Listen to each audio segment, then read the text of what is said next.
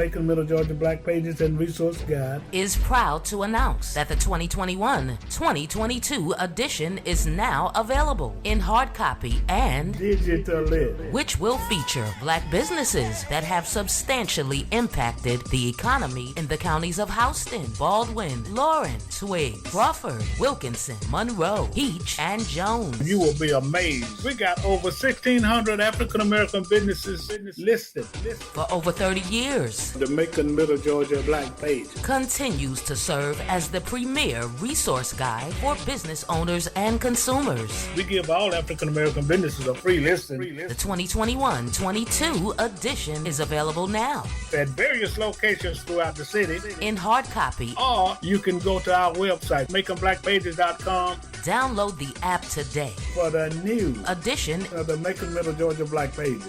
Pick up a book.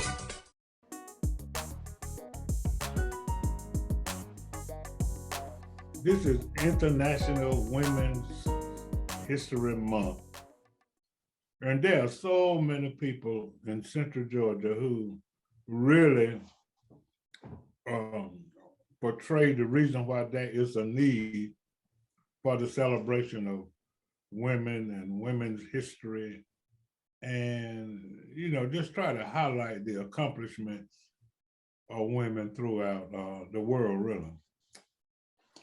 And then there are some women who just who have broken the ceiling and who have just accomplished great things as it relates to building a career and contributing to the community and making this a better place and a better world. And I guess I need to introduce myself as a man, since we are dealing with International Women's Month. I'm Alex Habersham, your host for A Call to Action.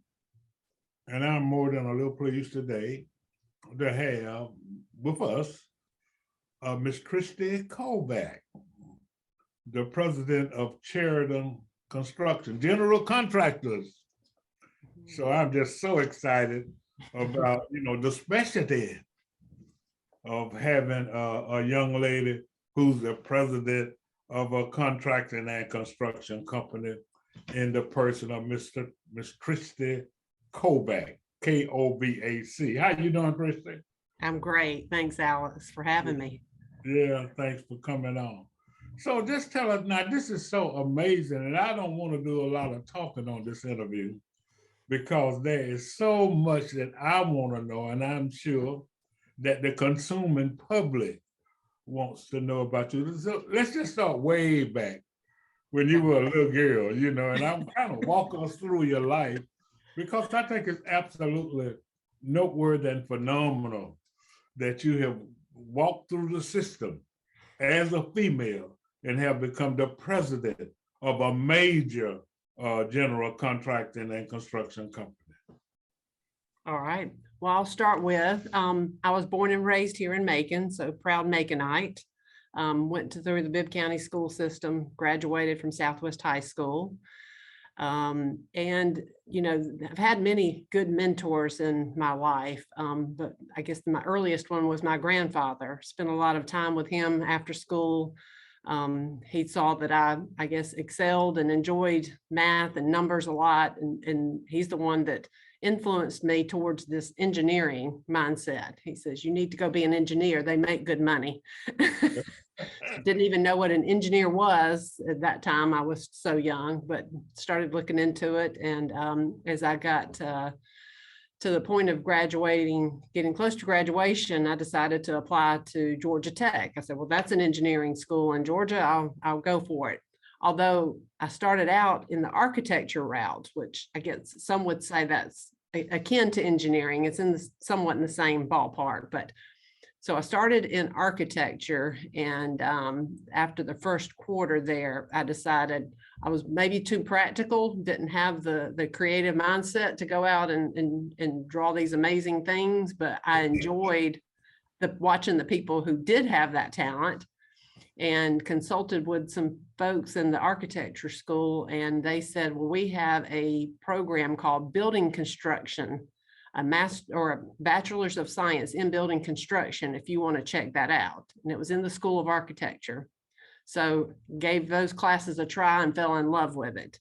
I think at the time there were probably 2 other females in the entire, major classes at that time. But everybody was supportive and wanted to share what they knew. So that's how I got started, the engineering direction, but then settled in construction management. So I have a construction management degree from Georgia Tech, graduated, went out to an international company right out of school, Brown and Root in Houston, Texas, and went through their what they call graduate development program, where you spend 2 months in each department. So I've got to go through proposals and schedules and estimating. I worked in the field on a couple of one nuclear power plant, one coal-based power plant, and then decided I wanted to come back home. So came back home, and I couldn't find a job in construction when I came back home. Much smaller, making what we weren't quite there for women to join construction companies. So I went to Mercer and got my MBA while I was doing some other miscellaneous jobs, but I never gave up. I kept on and finally got a job with a local construction company, and started in estimating, cost estimating. So I would count number of brick on the project, number of cubic yards of concrete, number of 2x4s on a wood frame building, assign cost to that and say, okay, your building's going to cost 500,000 or 1 million. And so that was my first full time after the graduate development program out in Houston. And I changed companies a couple of times here in Macon, landed at Sheridan Construction in 2000. They had a great reputation. If you were in construction and you wanted a good job, that was your target, is to go work for Sheridan Construction. So finally met that goal. And again, I was their first full-time estimator. Up until then, their project managers, the guys that managed the projects, also did their own estimating. So first full-time estimator, and kind of just slowly grew from that to doing it myself, to then having a team of 2 or 3 others working under me, and then slowly said, hey, I'd like to do more and take on more responsibility. Moved into the executive VP role, and then president of the company in 2016 was the transition. And we've got great team members here, which makes my life easier. As you all know, with what the economy is throwing at us these days, or what we're dealing with, there's new challenges with just the labor force and material deliveries. But so every day's new, every day's a challenge. But I still like I guess what drew me to the construction and architecture side of things is just seeing it looks like a puzzle on a piece of paper, and to put it together in your mind, and then for the guys to go out and build it. It's pretty amazing. And then you ride by and say, I had a hand in that. Wow. It gives you something to be proud of. Well, that is so phenomenal and so outstanding. And, then what that teaches us, as if we didn't already know it, that women can do any and everything. There needs not to be a ceiling as it relates to the things that women are able to accomplish. And I'm so proud. I need to say this before I forget it and this interview is over. I'm so proud of you. And I'm so amazed by your accomplishment and the role that you are playing. And look, Sheridan is not a fly-by-night construction company. Right. It's major. And has been major for, years, a whole lot of years, as a matter of fact. But for you to come in and latch onto that company and be able to continue its growth and its reputation, I think speaks volumes about you and Sheridan and the company. And the other thing that's important, and I think that we need to talk about it, is that how Sheridan and you are not just involved in the business end, the economic end of doing business, blah, blah, blah, but you are also involved in the community. Mhm. You know, I serve on one board with you, Mhm. and I think that my wife serves on two or three with you also. So just talk about your community, and well, before you talk about that, just take a minute to talk about how you have been received. I know sometimes when you walk into a room and people don't really know you, call Christy, really, if you might spell it different, it could be a man or a woman. So Mhm. when they say hit, ladies and gentlemen, the president of Sheridan Construction, Miss Christy Kovac. And then, Lord, behold, here she comes with a dress on, you know, it's a woman. So how has that been received? Um, I think varying. I think the folks that know me have worked with me over the years as I've come up, are surprised and they're proud to see and to work with me all those years to take the hard road and have some grit and stick with it and get to this position. So I feel like, there are many people that are proud that and where I am, and they will, we had the chance to work together along the way. And then you're right, there are still some that are surprised and it's like, well, what do you do there? Well, I'm the president. Oh, that means I do whatever it takes to make sure we have a successful project for our client. So it's a lot of responsibility, and take it seriously. But yes, there's still a varied, I guess you said, like you said, reaction. Yeah, yeah, yeah. And I did have one the other day. I was introduced myself it was at a ribbon cutting at a project. And when I said I had a degree in construction management, it was another female. She asked, so do you work in the field with tools? And I said, no, not on a daily basis. I do some projects around my house, but no, not in the field for the company. I know you told her, no, I work in the office with my pencil, Right, my right. computer. Yes. Yeah. So congratulations again, and we're proud of you. So talk a little bit about Sheridan's community involvement in your community, because let me tell you something. It's so important. And we need to, in order for this community to grow, we just can't rely on the county commissioners and the nonprofits. You know, we need the business community and the spiritual community.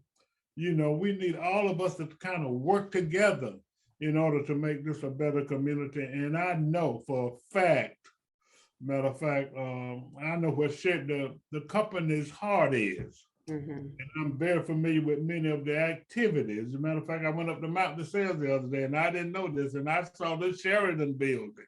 I know that I have been involved with Sheridan trying to teach minority contractors, assist minority contractors in being a part of the mainstream as it relates to working in the community from the contracting and subcontracting perspective. That program was Project Rise, and it has been very successful. And it was initiated and sponsored and financed by Sheridan. So talk a little bit about Sheridan's and your involvement in the community. Okay. So Chris Sheridan Jr. taught me, instilled in me what his dad, Chris Sheridan Sr., instilled in him when he founded the company, is, to take care of your employees, take care of the clients that you work for, and then take care of the community that gives you the business. And, it's just like you said, like second nature that we do that. And because you're right, we can't take from our community and not expect to give back, and our community to be successful if we're not all working towards, like you said, rising the tide. So we do work in, a multitude of ways in the community. And in fact, we're celebrating our 75th anniversary this year. So you were talking about being in business a number of years. So the company was founded in 1947. And for two of our milestone anniversaries, we gave back to the community in a big way by building a habitat home for a family. And I remember on our, I guess it was 60th anniversary, 60th, 65th, was the first one we did. And I thought that was a unique way to celebrate an anniversary instead of just a company party or something like that, but to actually give back. So that made a huge impression with me, that, it's a different mindset, and I've tried to continue that. And all of our employees are involved in some, board or volunteer effort, whatever their interest is. And it's just something, again, we do on a daily basis. That is so outstanding. How about you personally? And then don't let me forget, I think I'll ask you this now. Okay. What are some of the major projects that you have overseen since you have been president? I know when I drive down Little Richard Penniman, I saw it from its inception, building some kind of building for Mercer. And I said, how are they going to get that building right there? But Right. lo and behold, it's there now. So talk about some of the projects in which you have kind of been in which you have been involved. Sure. Mercer is a big client, long-term, important client of ours. And maybe the building you're talking about is the Mercer Science Building. Right. And that was our largest project to date when we constructed that. And we did that right on the heels of building a new dormitory adjacent to that. They've got a good staff on hand that helps with the planning, gets in early, and gets us on board so we can set it up to be a successful job, bring in the right team of project managers and on-site field supervision, or we call them superintendents. And when you have a good team, you can do great things. And that's both of those projects, or I guess the most recent major projects at Mercer University. Then nearby was the 2nd Street Bridge that we did for Macon Bibb. It was SPOS funded. And what we learned why road work takes so long. It's definitely weather dependent, lots of utilities on all sides of the roads, and we had a railroad to work over. So that had its own interesting challenges and complexities to it, but we did finish it, and it looks great. And I have been across it, and it's such a beautiful view when you get to the top of it. It just kind of overlooks downtown. So I wondered how you all were going to do that with that railroad track being there. Yes. So that was quite an accomplishment for you all to have completed that project. So what boards are you on, and how are you involved in the community personally? Yes, I probably have been on the Habitat for Humanities board the longest. That's just something, again, being industry, related, has strong ties, but I enjoy that one, have a strong passion. And Chris Sheridan did as well. So that makes it easy kind of transitioning from him being on that board to me. So I'm real active in that one. Part of the United Way board, and I'm actually the campaign chairman this year. And Wow. Challenging year again with the pandemic kind of lingering, I'll call it. But that's a good group of people and working hard. And then being on the United Way got me involved with the Family Counseling Center, which is the board that you and I share a role on. And, that was interesting. That was about 2 years ago. The United Way took the Family Counseling Center board under its wing to kind of restructure. And that executive director has done an amazing job with good board support. And so that's another one that I'm, interested and active on.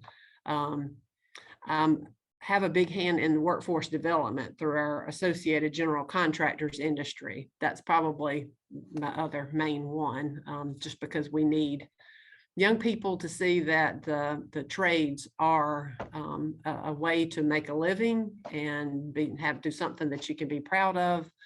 And so each year we host a skills challenge. One year was at the farmers market. Last year it was at Central Georgia Tech. But in October, a skills challenge where we have 150 to 200 students in the high schools in and around Middle Georgia competing in all the trades work. So electrical, plumbing, carpentry, even Wow. blueprint reading. And then we have, student observers, and it's a pretty amazing day to come out and watch what our youth are doing, and then try to look for some that have talent that we can hire when they graduate high school. Yeah, yeah. Well, that is so important. And then I really appreciate your emphasizing, because, if this community is going to grow, if we're going to continue to grow and if we're going to do better, then, we just got to motivate, assist, and educate our young people. Yes. And then I think it's important also, if I may, incidentally, this is a call to action. I'm your host, Alex Habersham, having the absolute pleasure of interviewing Miss Christy Kovac, who's the president of Sheridan Construction. And we're having a good time, and we're having, I hope, what I think is a good conversation. So, but as I was saying, it's extremely important. I'm glad that you mentioned that, because, Krista, we all have a responsibility to give back, to educate, and to motivate our young people, and to assist them, and most importantly, mentor them.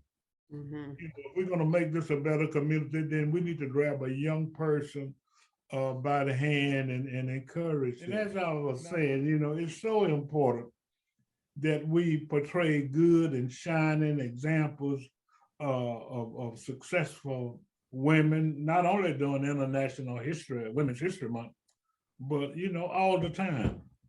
So if you would, President Kovac, just speak a few words of encouragement to our young women out there, to kind of keep them on focus and encouraged and motivated and moving forward.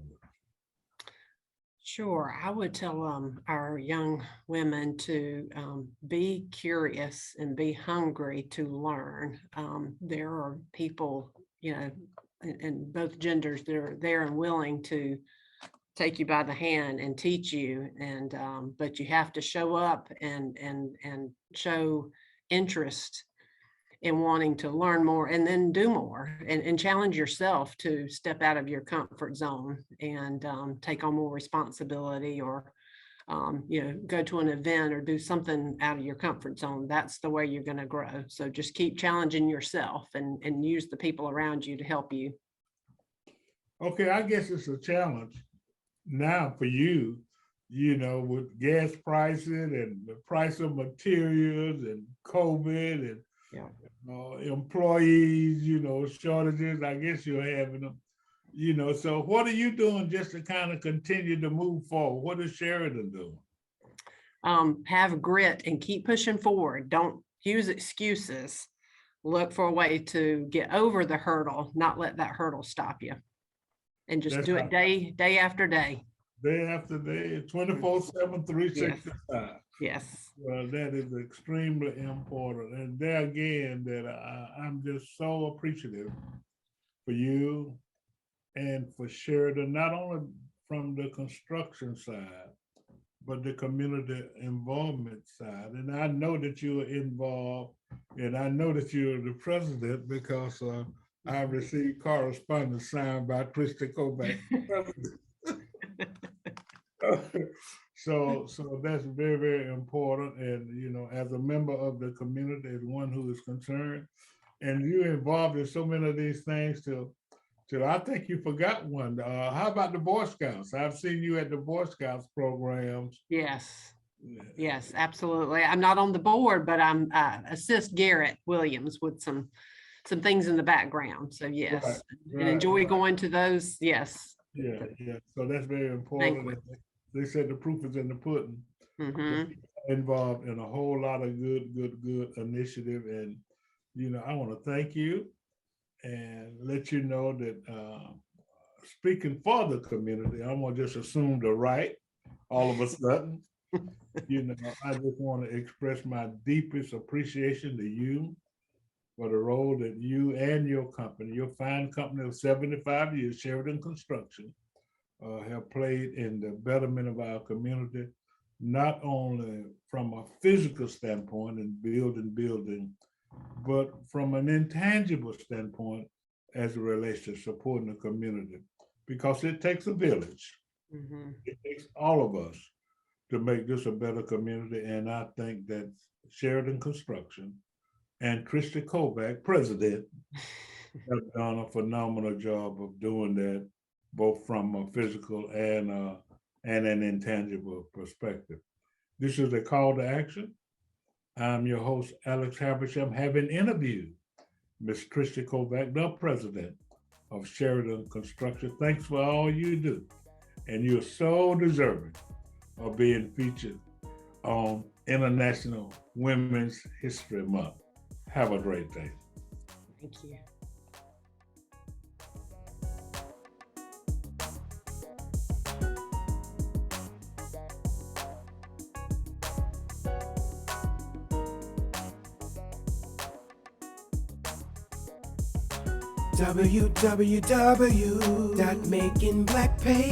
www.makingblackpages.com.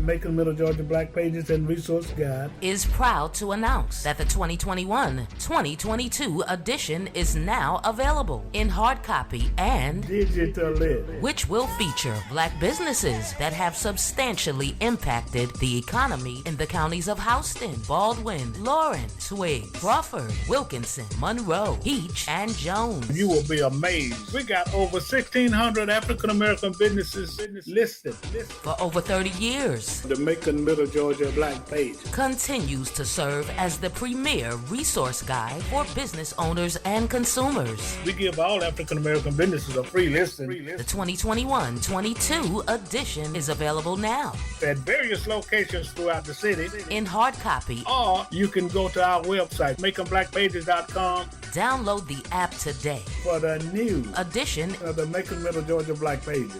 Pick up a book.